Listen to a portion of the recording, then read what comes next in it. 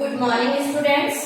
आज मैं Shri Kheteshwar English academy की यूट्यूब क्लास में क्लास 9 के बच्चों का साइंस सब्जेक्ट में स्वागत करती हूँ। देखो बच्चों, हमने पिछली क्लासेज में सेल चैप्टर को शुरू किया था, जो कि आपकी बुक का 5th चैप्टर है।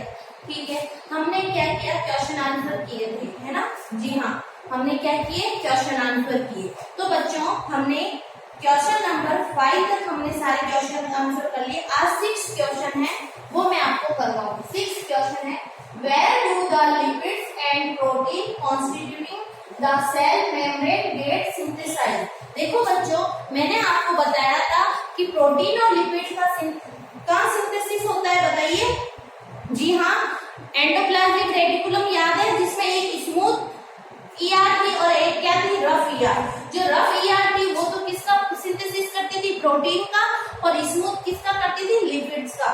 तो वही इसमें हमें लिखना है, तो मैं लिख रही हूँ, आप भी नोट कर लीजिए।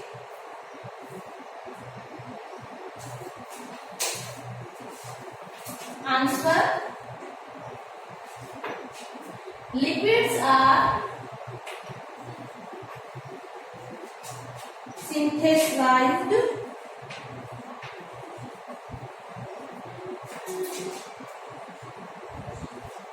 in smooth endoplasmic reticulum. मैं पूरा नाम लिख रही हूँ, ठीक है, endoplasmic reticulum.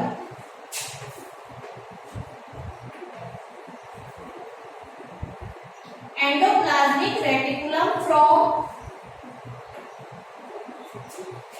where they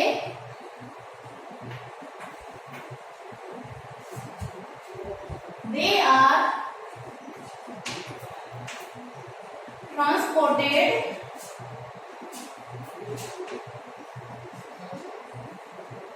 to the cell membrane। ठीक है बच्चों, जो लिपिड होते हैं वो कहाँ बनते हैं, स्मूथ एंडोप्लाज्मिक रेटिकुलम में। ठीक है, नेक्स्ट है, ये तो लिपिड का हो गया। नेक्स्ट है हमारे पास प्रोटीन का। Proteins are synthesized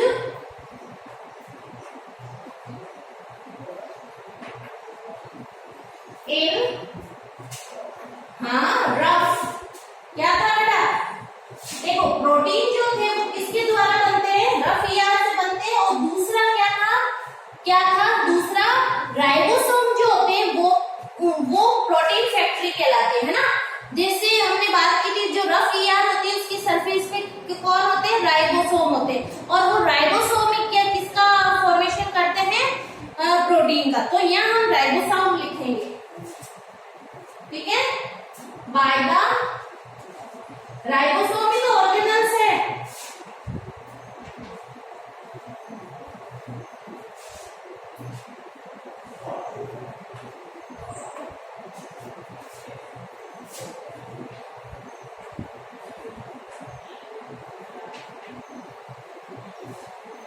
in the cytoplasm, ठीक है, देयर आर then transferred, फिर ये कहाँ जाता है,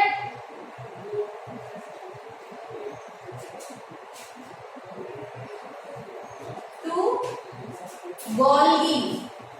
गोल्गी एपरेटस को भेजता है, Golgi body and ER for further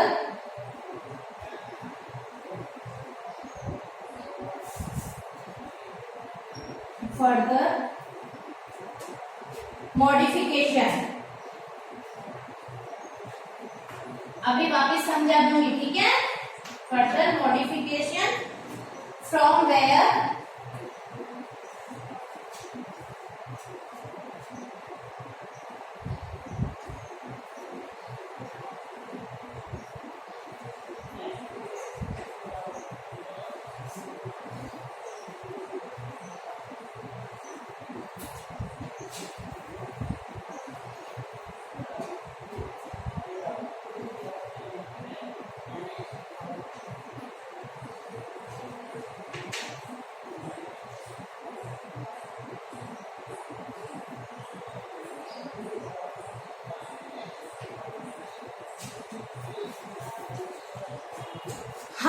बच्चों इधर देखें, हमारा क्वेश्चन है where do the lipids and protein constituting the cell membrane get synthesized? ठीक है, lipids are synthesized in smooth endoplasmic reticulum from where they are transported to the cell membrane। यानी कि जो लिपिड होते हैं वो स्मूथ एंडोप्लाज्मिक रेटिकुलम में synthesise होते हैं और वहीं से सेल मेम्ब्रेन को ट्रांसपोर्ट कर दिए जाते हैं। लेकिन proteins are synthesized by the ribosome in cytoplasm. जो राइबोसोम होते हैं वो साइटोप्लाज्म में प्रेजेंट होते हैं और साइटोप्लाज्म और ये जो राइबोसोम होते हैं वो प्रोटीन का सिंथेसिस करते हैं। There are they transferred to Golgi body and ER for further modification from where they reach their destination।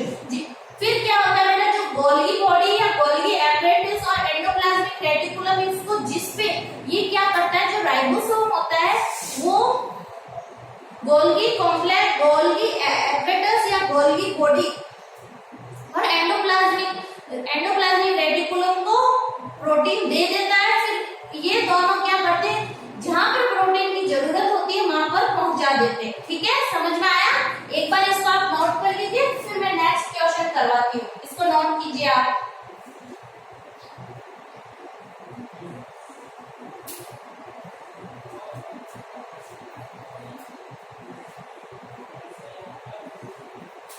हो गया? नहीं हुआ? कोई बात नहीं, वीडियो को रोक के आप कर लेना। ठीक है, वीडियो को रोक लेना और फिर कर लेना।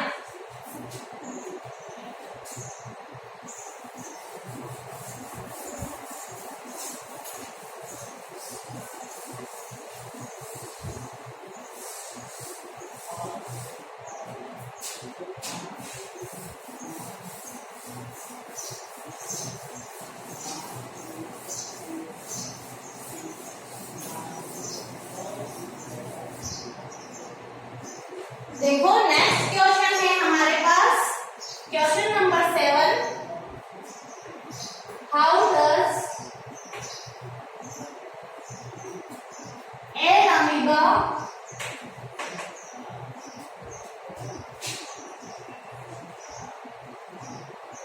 amoeba obtain its food? ठीक है, आया समझ में? यानी कि हमें बताना है जो अमीबा होता है वो कैसे फूड को ऑब्टेन करता है। तो बच्चों ये आपके बुक में तो दे नहीं रखा है, लेकिन क्वेश्चन है तो इस क्वेश्चन को मैं आपको बता देती हूँ। ठीक है,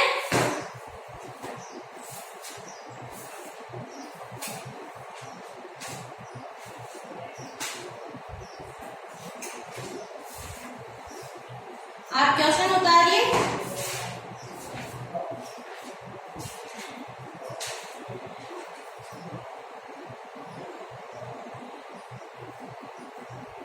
देखो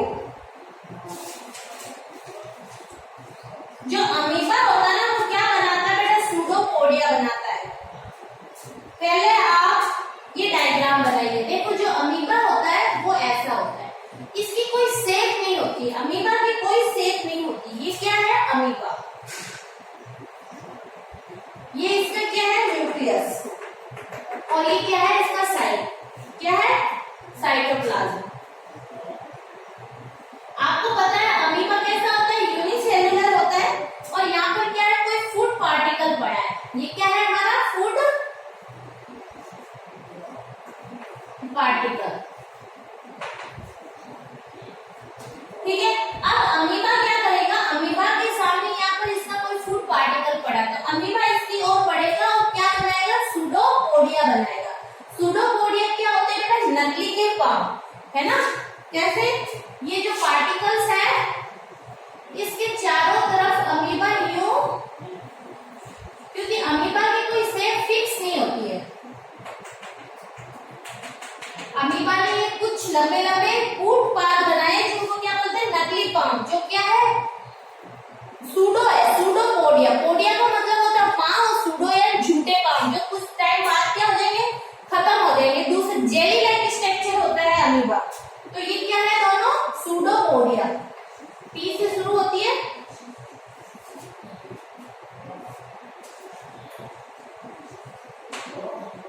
ठीक है, अब क्या होगा इसके बाद, मैं यहाँ नीचे बनाती हूँ। इसने क्या किया, इसको घेर लिया और ये खाना कहाँ इसके अंदर आ गया। ये खाना, ये तो इसका न्यूक्लियस और ये खाना आ गया।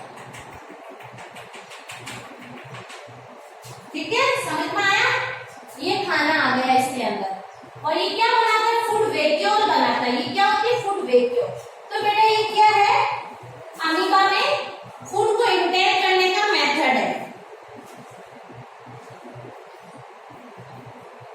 लिखिए आप इसको, समझिए, एक बार फिर से बता देती हूँ। देखो अमीबा क्या होता है बेटा, अमीबा की जो स्ट्रक्चर होती है ना, अमीबा की स्ट्रक्चर है जेली लाइक स्ट्रक्चर होती है। इसकी फिक्स स्ट्रक्चर नहीं, आप कोई कैसा भी बना सकते हो, ये बना सकते हो, ये बार बार अपने शेप को चेंज कर सकता है। ठीक है, तो ये अमीबा क्या करता है, जैसे इसके सामने कोई फूड वैक्यूल फूड है पड़ा है, तो अमीबा इसकी तरफ बढ़ेगा, धीरे धीरे अपने नकली पाँव को बढ़ाएगा। जो नकली पाँव होते हैं उनको हम बोलते हैं सूडोपोडिया। इस फूड के चारों तरफ इसने सूडोपोडिया बनाए, फिर धीरे धीरे ये सूडोपोडिया यूं आगे बढ़ते बढ़ते ये पूरा बंद हो जाएगा। तो ये क्या बन गई, फूड वैक्यूल बन गई। फिर यहाँ से ये क्या करेगा, यहाँ से कुछ डाइजेस्टिव जूस सीक्रेट करेगा, इसकी मेम्ब्रेन से निकलेंगे और ये मेम्ब्रेन गल जाएगी और इस फूड को ये अंदर ले लेगा और फिर वापस मेम्ब्रेन बन जाएगी। तो ये क्या कहलाता है बेटा, अमीबा। ये देखो ये फूड इसके अंदर आ गया, तो ये अमीबा के फूड क्या हो गया, फूड का अपनी बॉडी में इंटेक करना। ठीक है, अब मैं इसके बारे में लिखा देती हूँ। ये क्या करता है, एंडोसाइटोसिस। इस प्रोसेस को हम एंडोसाइटोसिस बोलेंगे। ये डायग्राम बना के फिर इसके नीचे आपको क्या करना है, जो मैं अभी लिख रही हूँ वो लिखना है। देखो अमीबा ये कभी नहीं मरता है बेटा, इसको जितने हिस्सों में काटोगे उतने नया अमीबा बन जाएगा। Amoeba obtain its food by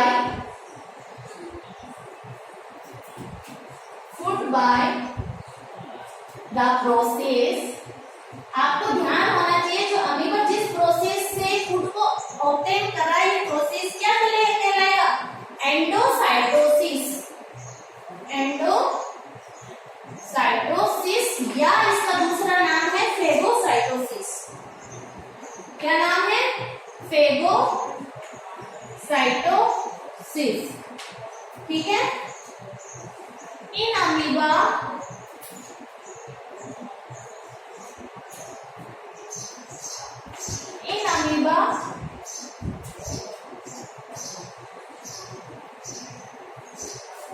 the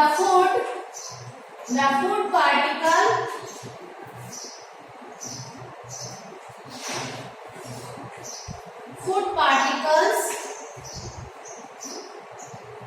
get surrounded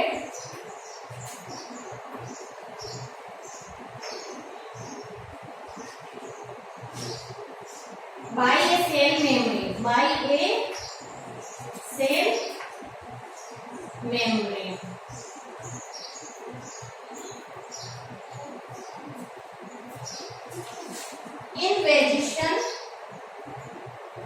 Invagination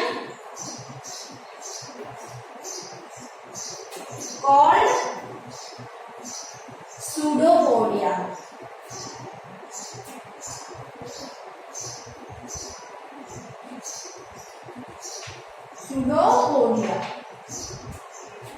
The pseudopodia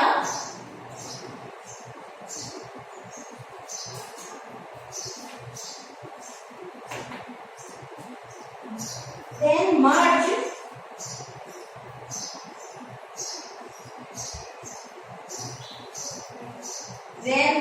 with each other forming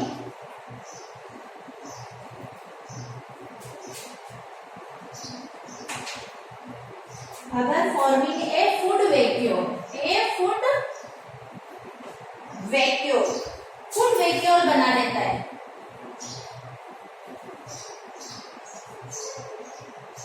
which is engulfed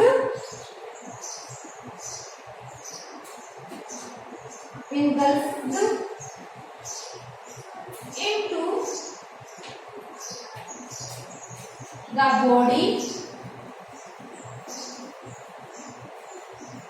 body of amoeba। समझ में आया बच्चों? जो मैंने डायग्राम में आपको बताया वही मैंने यहाँ पर लिखा है, इधर देखिए। Amoeba obtain its food by the process endocytosis या फेगोसाइटोसिस। आपको ध्यान होना चाहिए कि जो साइटोसिस वर्ड आता है बेटा सेल के लिए, और एंडो यानी अंदर, यानी कि जो अमीबा जिस प्रोसेस से फूड को अपनी बॉडी में इंटेक करता है वो प्रोसेस क्या कहलाता है? एंडोसाइटोसिस या phagocytosis. In amoeba, the food particles get surrounded by a cell membrane in vegetation called pseudopodia, यानी कि जो फूड पार्टिकल है उसको pseudopodia के द्वारा घेरा जाता है। The pseudopodia then merge with each other, दोनों आपस में merge हो जाते हैं forming a food vehicle, और क्या बनाते हैं? food vehicle बनाते हैं, which is engulfed into the body of amoeba। फिर उसके बाद क्या होते हैं बेटा? जो फूड होता है वो उसकी बॉडी के अंदर इंटेक हो जाता है। ठीक है, समझ में आया? एक बार इसको नोट डाउन कीजिए, फिर मैं नेक्स्ट क्वेश्चन करवाती हूँ।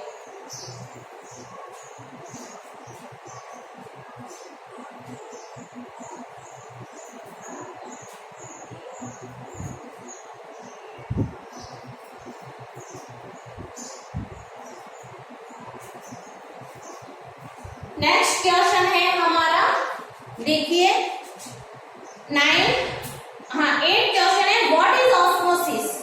ठीक है, मैंने आपको ऑस्मोसिस बताया था ना, याद है आपको ऑस्मोसिस?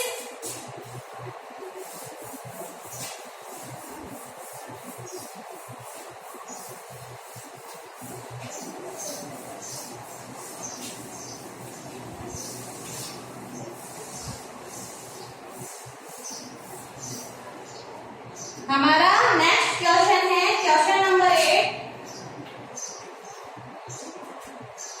What is osmosis.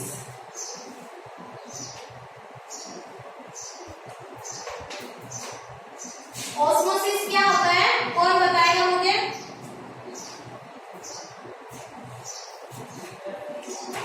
मैंने आपको बताया था ना, ऑस्मोसिस वो प्रोसेस होता है जिसमें सॉल्वेंट के मॉलिक्यूल्स अपनी high concentration to lower concentrate move होते हैं by a semi permeable membrane.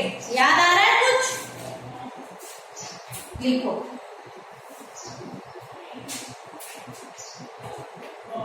In osmosis, एक मिनट अपन लिखेंगे पहले। देखो, जो ऑस्मोसिस होता है वो क्या होता है? Diffusion of water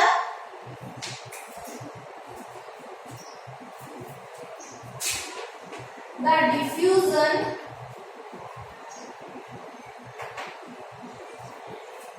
of water, और वाटर की जगह अपन क्या लिखते हैं? सॉल्वेंट।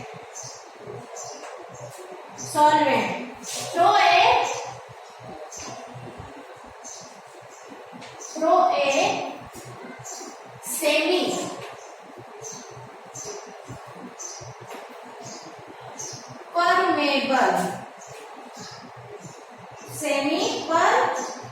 permeable membrane,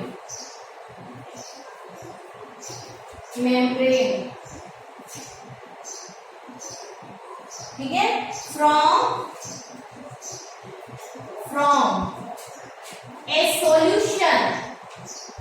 देखो यहाँ पर मैंने लैंग्वेज चेंज कर दी है। A solution of lower concentration of solutes. समझ में आ रहा है? सोल्यूट लिख रही हूं, lower solution of lower concentration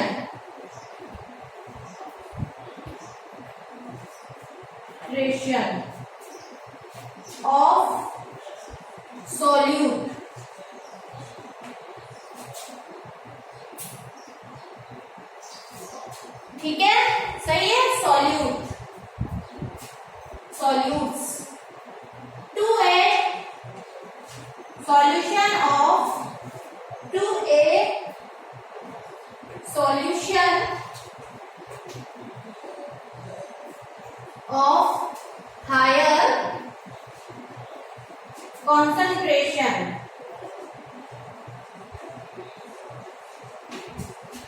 आप बोलोगे मैडम पहले तो आपने कुछ और लिखाई थी और अब आप कुछ और लिखा रहे हो। तो बेटा ये मैं आपका कंफ्यूज दूर करने के लिए मैंने डेफिनेशन को कुछ और लिखाया है, ताकि तुम कंफ्यूज नहीं हो। Is called osmosis solutes.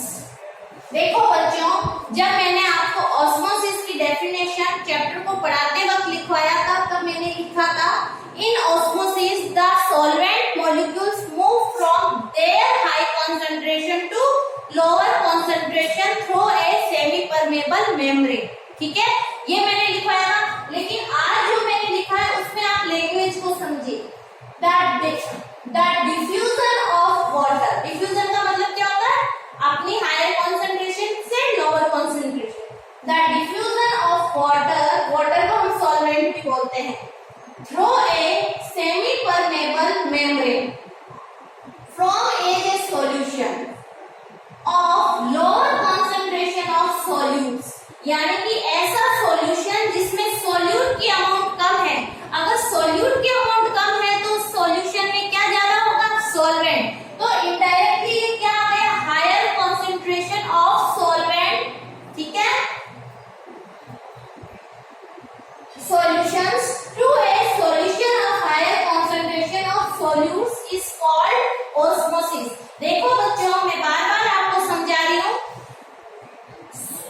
जो ऑस्मोसिस होता है बेटा, ऑस्मोसिस में केवल और केवल वाटर मॉलिक्यूल्स ही जाते हैं अपनी higher concentration to lower concentration. ठीक है, और बीच में क्या होती है? एक मेम्ब्रेन होती है, जो कैसी होती है? सेमी परमेबल मेम्ब्रेन होती है। लेकिन मैंने यहाँ पर सॉल्यूट का लिखा है, यानी कि ऐसा सॉल्यूशन जिसमें सॉल्यूट की अमाउंट कम है। तो इसका मतलब इनडायरेक्टली इसका मतलब क्या हो गया कि उसमें सॉल्वेंट ज्यादा है। ठीक है, ये मैंने इसमें लिखाया, इसलिए आपको घबराना नहीं है। आप ये लिख लीजिए, राइट है। दोनों डेफिनेशन अपने पास आ गई दोनों तरीके से, जिससे हमें क्या होगा? इसका आंसर लिखने में आसानी होगी। हम कंफ्यूज क्रिएट नहीं कर पाएंगे। आप इसको नोट डाउन कीजिए, फिर नेक्स्ट आगे बढ़ती हूँ।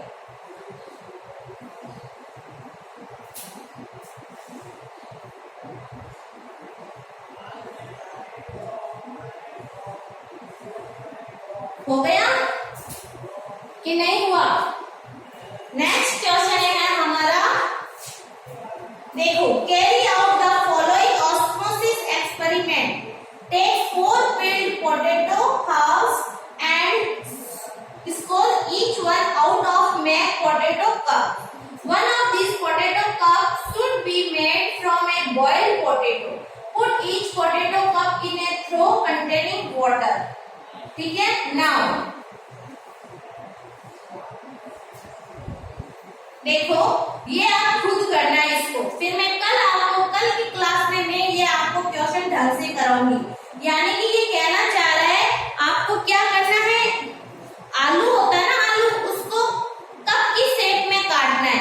यानी कि आलू छील के हम उसको काट लेते हैं ना, वैसे। और फिर हम उसको ऑस्मोसिस करेंगे। देखो, कीप कप ए इम्पेटिव, यानी कि हम एक कप लेंगे, उसके अंदर आलू को रखेंगे और हम आलू को क्या करेंगे? आलू के अंदर कुछ भी नहीं रखेंगे। Put 1 teaspoon sugar in cup B. अब क्या करेंगे? हम दूसरा कप लेंगे, उसके अंदर आलू, उसके पहले बार क्या करेंगे? हम पानी भरेंगे।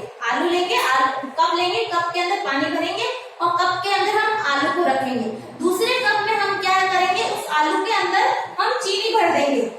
ठीक है,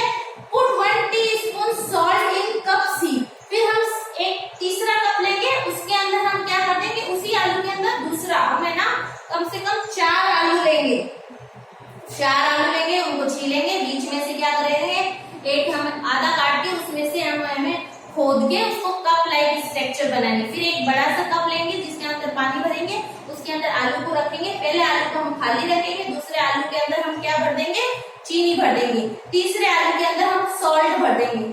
पुट 1 टीस्पून शुगर इन बॉइल्ड पोटैटो कप B। अब B जो कप है उसमें हम बॉइल्ड पोटैटो रखेंगे और जिसके अंदर हम शुगर भर देंगे। अब क्या करना है, कीप दिस फॉर 2 आवर्स, 2 घंटे के लिए इसको रखना है। Then observe the 4 potato cups and answer the following. फिर हमें चारों को ऑब्जर्व करना और आंसर देना है। Explain why water gathers in the hold portion of B and C। Why is potato necessary for this experiment? Explain why water does not gather in the hollowed out portion of A and D। तो बच्चों ये activity आज आप घर से करना, फिर कल मैं इसके आंसर बताऊंगी कि असल में हुआ क्या है। ठीक है, हम कल की क्लास में मिलेंगे। Thank you class.